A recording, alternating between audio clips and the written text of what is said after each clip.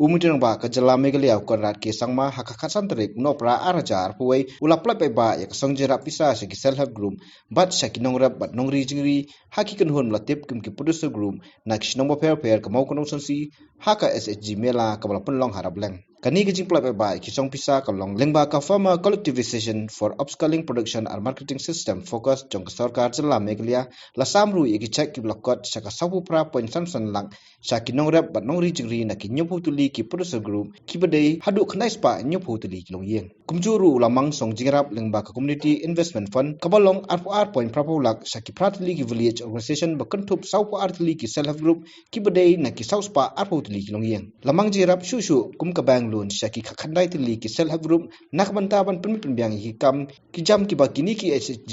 tilashim sin jam mantrai ba bankantiu yakayo kon laidon lang hakani ka singi do meli ka thain ba bantei do lingdo ubadei ru menteri badei khmi yaktan kamrap ka sarkar jala u video ka mau konro sin RD block ba LT taryang ki officer ki rurang ba nolog pa ba nasunong bat kinong yo mentoi nakisnong ba pher it will be meaningless. The thousands of crores we spend will be meaningless if we are not able to touch the lives of the people who are in the rural areas. And that is why,